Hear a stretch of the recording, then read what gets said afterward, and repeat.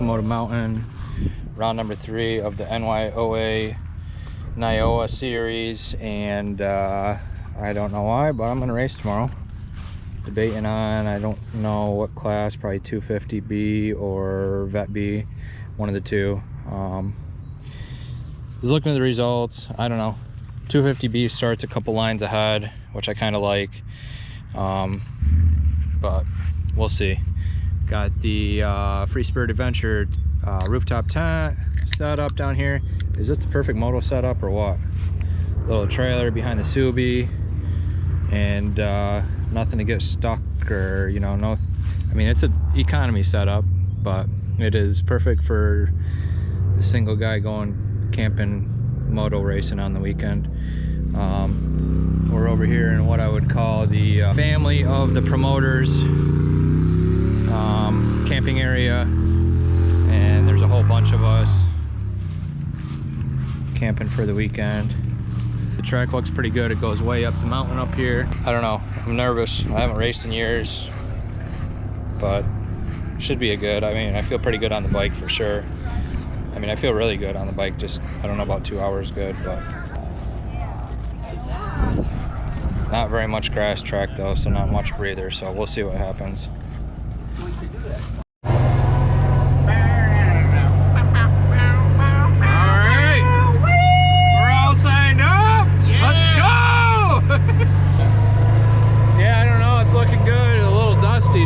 To my liking, but we'll see what happens. Perfect conditions. Joe loves the dust. Perfect. That's why he's not racing tomorrow. He likes you want to be able to keep dirt sickles. He likes the dirt sickles.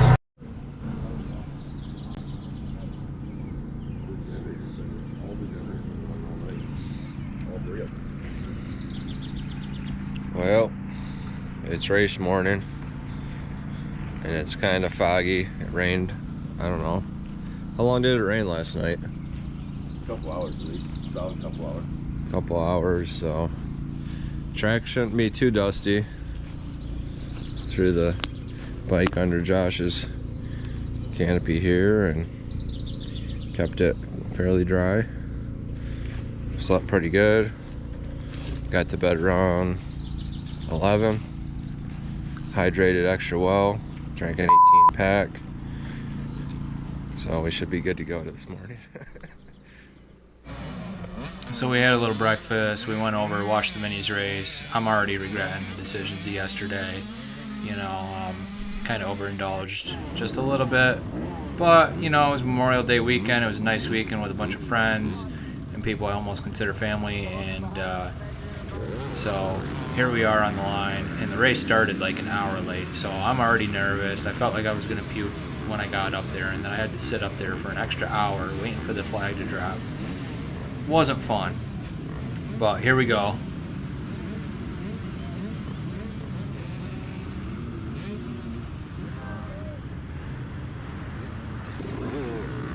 So I'm trying to start my bike. It's in first gear. Got the clutch pulled in. Doesn't want to start. Finally, I click it back up into neutral. Start it. Knock it down to the first. Take off. Try to make a couple passes here before we get in the woods. I get around a couple people here. Kind of a loose corner there through that cornfield.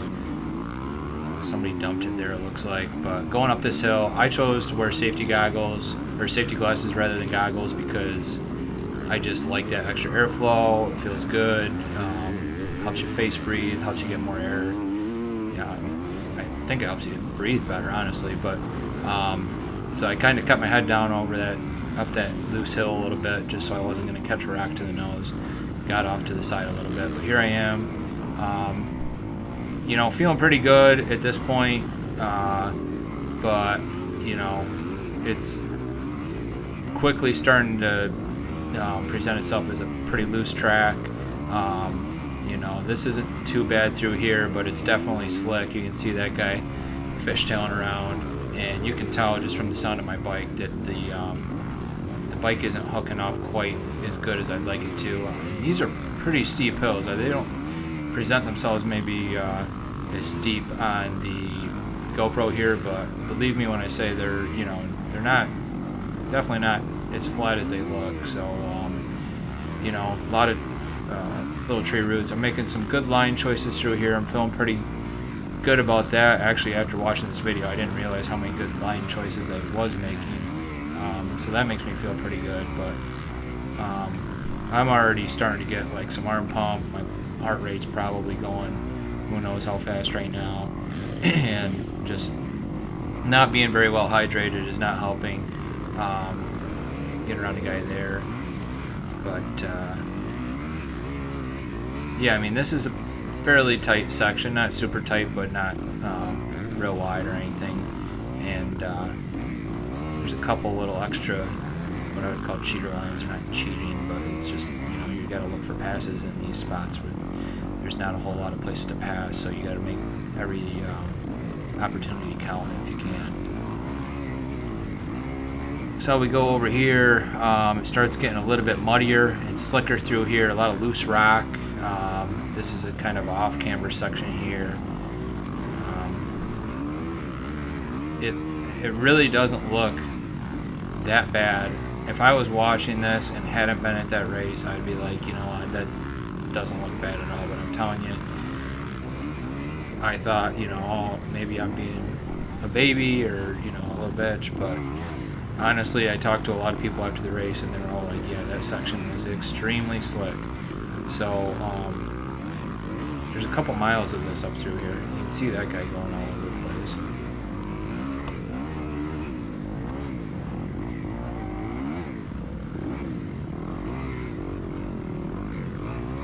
You can tell I'm on the clutch quite a bit. I'm in second gear, but I like to keep it in second gear to try to reduce that wheel spin and use my clutch a little bit more, rather than have it in first. And I probably should have had it in first, like right here, because I make a little mistake and I don't have the wheel spin to carry me through. I kind of bobble a little bit, and then all these people get past me. This is like the first little bottleneck here. All the passes that I had made, through the first corner and coming up through there are now gone, and then some. Probably, 7 or 8 people got past me there. So, a lot of work to do. This is getting really muddy up through here. It's very kind of swampy section,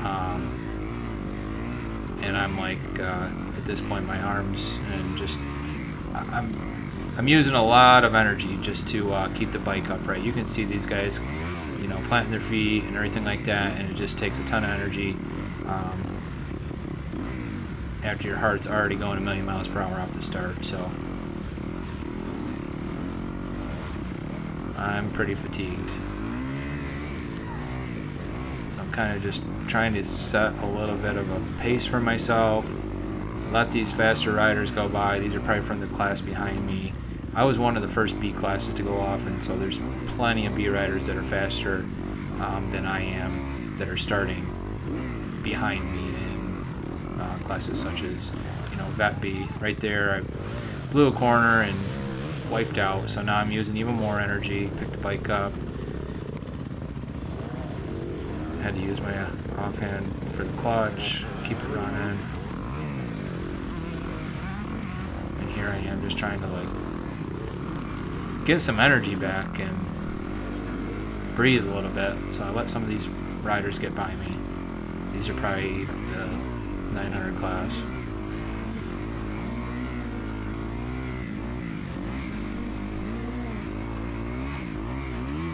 This stuff here wasn't too bad. It was pretty fun.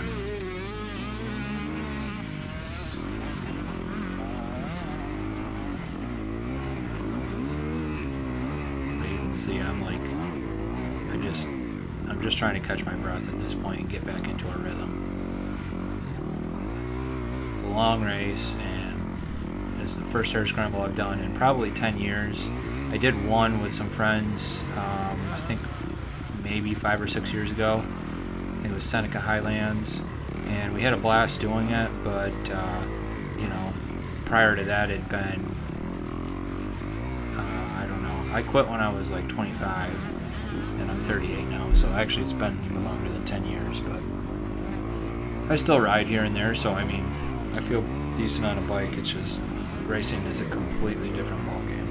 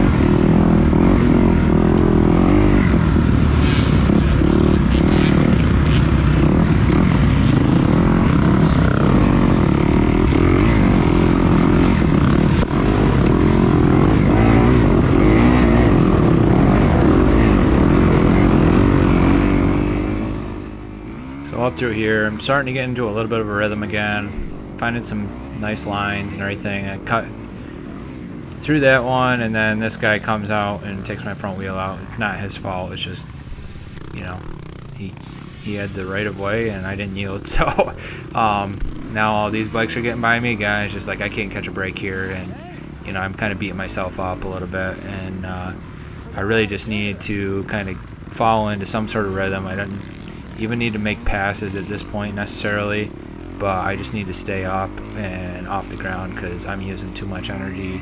This stuff is way slicker than it looks, and it's beating me up right now. You'll see up here in a little bit that there's quite the bottleneck, and I use even more energy, but I'll shut up for now.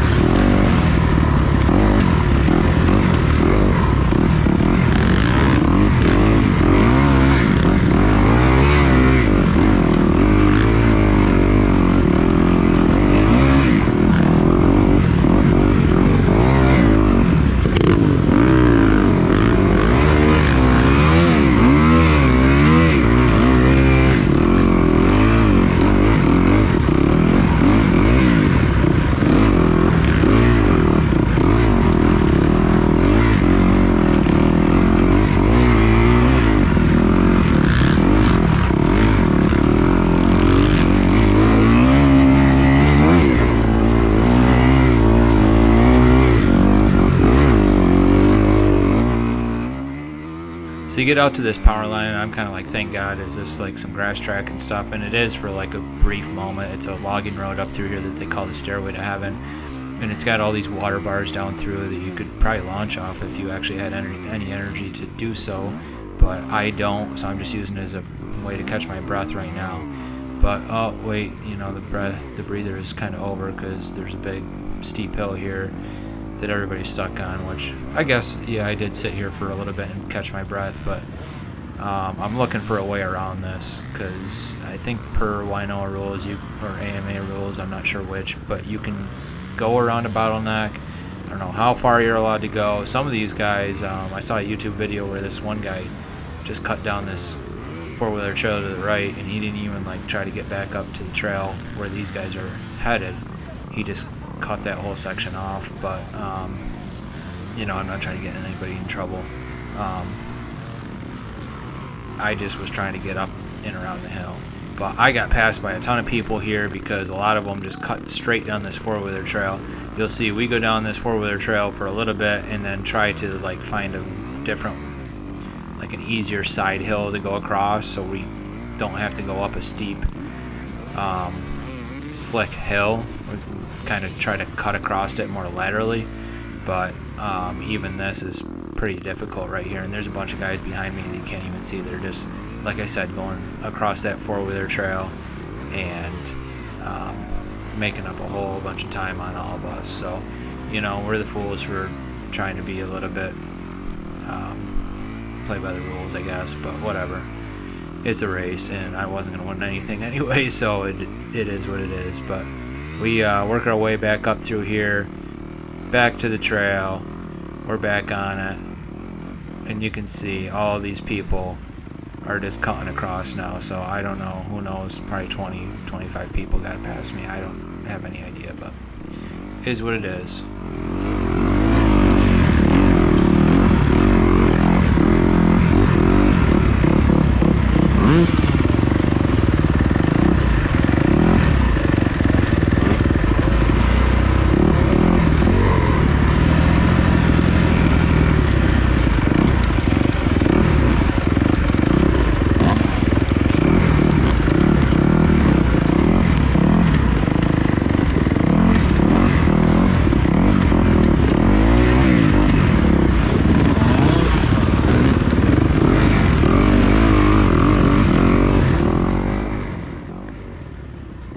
So I don't know if you guys can spot it here, but in some of these views you can see, like, even my GoPro is starting to fog over a little bit. This guy's bike in front of me, I don't know, that maybe just two-stroke smoke, I guess, but my bike's starting to overheat already. I mean, it's just, I must have got mud packed in it somehow. I'll show you guys at the end. There's some solutions that I've got, I think, for the next race, but I had mud packed all around my motor and the skid plate. I should have had skid plate foam, which I didn't even. I used to have that on my old bikes, and I've been out of the game for so long I didn't even think about it. But that kind of prevents the mud from getting packed around your motor and allows airflow to get around it, so you're not getting as hot. I don't know if that would have kept me from overheating or not. Also, a lot of people run different style coolants than factory coolant. Mine has just factory Cowie coolant in it, I'm sure. But you can see, like, the camera's starting to steam over. That's steam coming out of my radiator, and it's very early into the race. And it only gets worse from here. So, you know, the bike is kind of taking a beating at this point, unfortunately. Oh!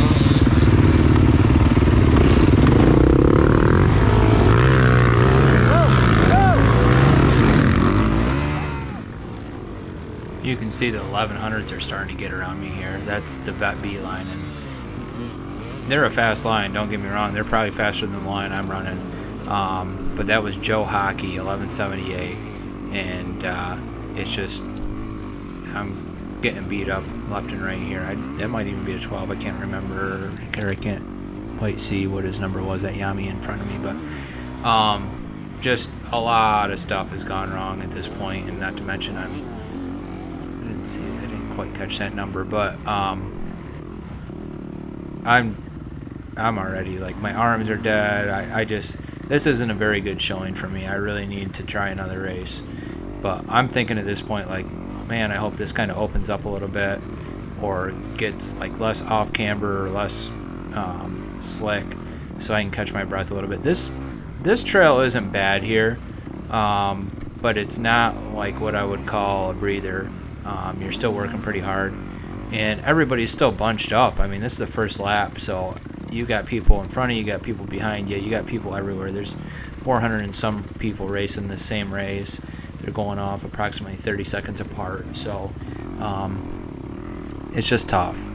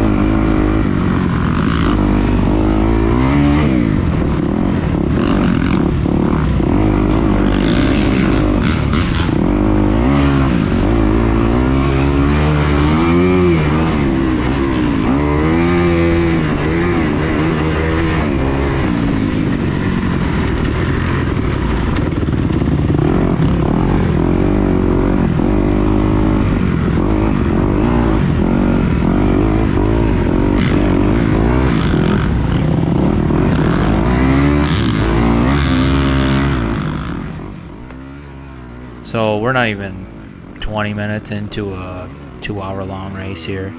But already my biggest problem is fatigue and just my bike starting to overheat, which I don't even realize yet. So I wouldn't even call that a problem yet. But I'm definitely just whooped. I am very much regretting partying the day before. I drank a lot of beers, and I would have never done that when I was younger and racing quite often, so I don't know what made me think I could do it now that I'm almost 40 and haven't raced in forever. But, you know, it sounded like a good idea at the time, but it was a good time. Anyway, it still pretty muddy through here. I would say this is probably close to mile 5 or so.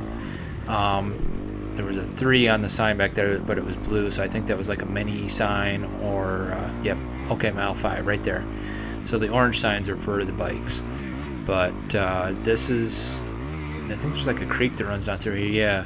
So that's kind of cool section through here, but it could have done without the rain. Honestly, I wished for the rain the night before, and I just kind of wonder what it would have been like without that. But in all honesty, this track, I mean, if you had a dry track, it would probably be awesome. But if you got more rain than what we got, I don't even think you'd be able to run this track. I think you'd have to cancel the race because some of those hills coming up out of the start would be so impassable that you'd have people cutting everywhere. And I've seen a lot of races like that where they end up getting black flagged because you can't tell really who won and who cut the course. So I don't know, something these guys should definitely think about for next year before they route it up through there again, I feel like, because if you don't have just the right weather, it's going to end up in disaster.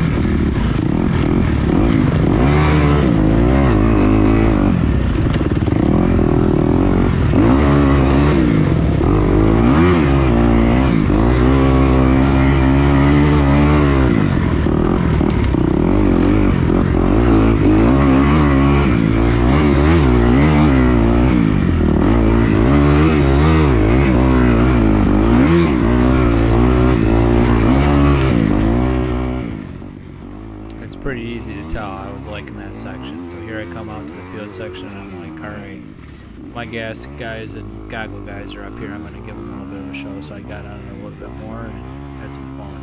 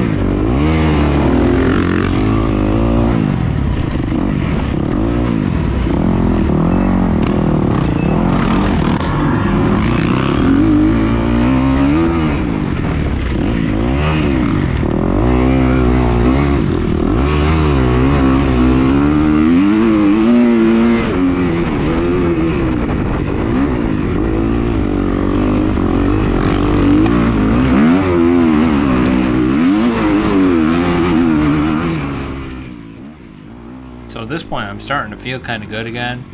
I got my breather. I've been on these logging roads, been through the cornfield, been through the barrels, going back up the logging road here into the mud section. I'm kind of dreading it for sure, but you know, I kind of caught my second wind here a little bit, and my body's kind of relaxed a little bit. My arms are starting to ease up.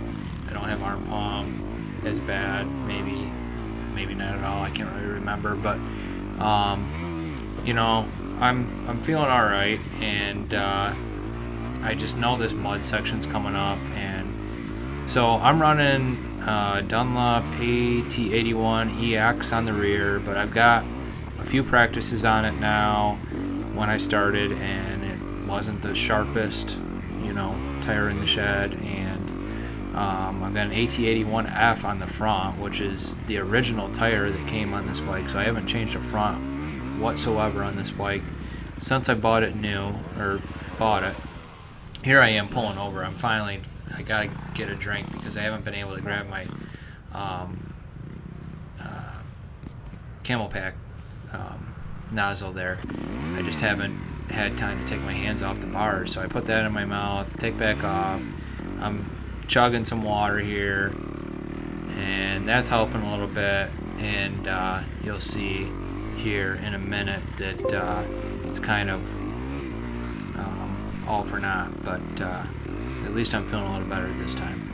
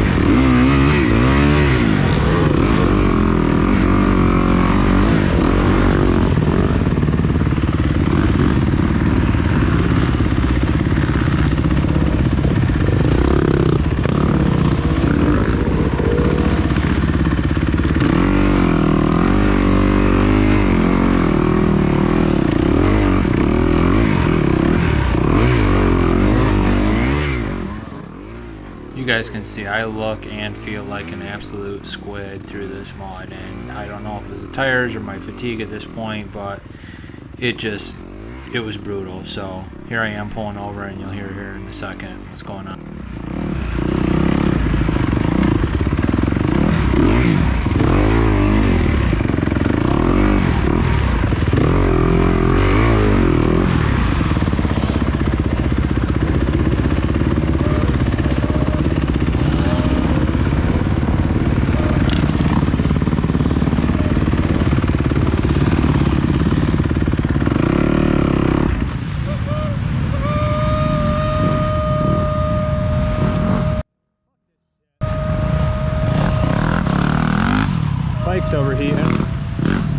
That's great.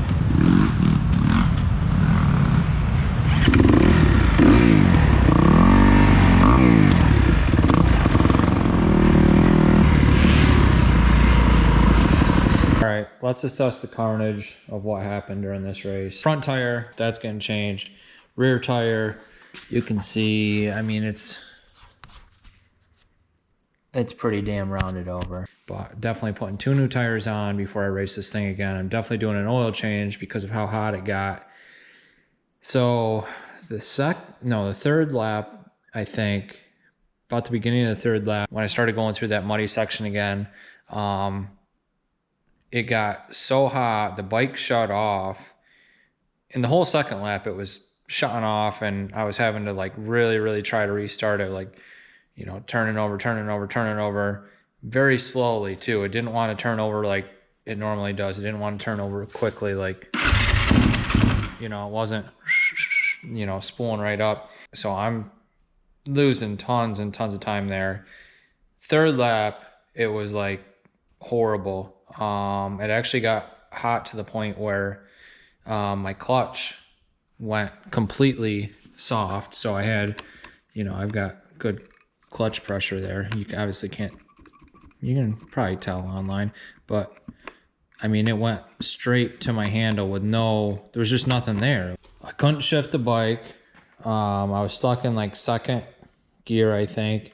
So I'm trying to chug around and go off or through all these off-camber hills and over these routes and stuff with no clutch, which is a pain in the ass. And at this point, I'm just hoping that it's due to the bike being hot. And sure enough, it was. Eventually it came back, but I rode around like that for probably a good 8 to 10 minutes. And you can't ride fast like that. I mean, not in those conditions anyway. Maybe if it was a dry course and it was fairly flat and not off camber like that, but at least a rider like me needs their clutch. So that was pretty crappy. My disc guard fell off, and you can see that got all chewed up. My foot peg got my brake pedal is very much tweaked. I've got new tires. I'm gonna show you guys in a different video what I ordered for those. I'm gonna run some different type of coolant. If you guys have a suggestion on what I should run as coolant, let me know. Leave it in the comment. Oh, so this is what I was talking about with the skid plate. So this, from the frame, the skid plate would go around here, but from here forward was all mud. So probably almost 6 inches of mud, 5 inches of mud, and underneath the motor. And yeah, these are liquid cooled motors, but they're also air cooled. Anything that's liquid cooled is also air cooled. I mean, you still want that air going around the motor as much as possible to cool, get that heat transfer going between the engine to air. So didn't help my heating issue whatsoever. So we're definitely gonna get some skid plate foam too and throw in there, top and bottom, or front and bottom, and see if that helps any too. So other than that, I mean, I just hope it's a drier race next time. At one point on the third lap, this thing just completely, I thought it blew up. I honestly did. I leaned it against a tree, sat there for probably at least 5 minutes, maybe longer. But I was driving down the trail, or riding down the trail, and it just like shut off, seized up while I'm actually like kind of on the gas. Never had that happen before on any bike. And then it didn't turn over. It wouldn't turn over whatsoever. This light was flashing, I believe. It was flashing or solid, but it was on. And I can't find what that means in the manual. So for all you KX250X guys, or 250F guys, let me know what that means. But like I said, oil change common, tires, the works, coolant. We're gonna go through the whole thing. So hope you guys enjoyed this video. Definitely gonna try another hare scramble and hopefully have some better results. I'm also gonna take care of myself a little better the day before. Like I said, guys, it was fun. Had a great time with my friends, and glad Bernsey came down and raced it with me. That's the end of this one. We'll catch you guys next time. Like, subscribe if you want more videos like this. See you next time.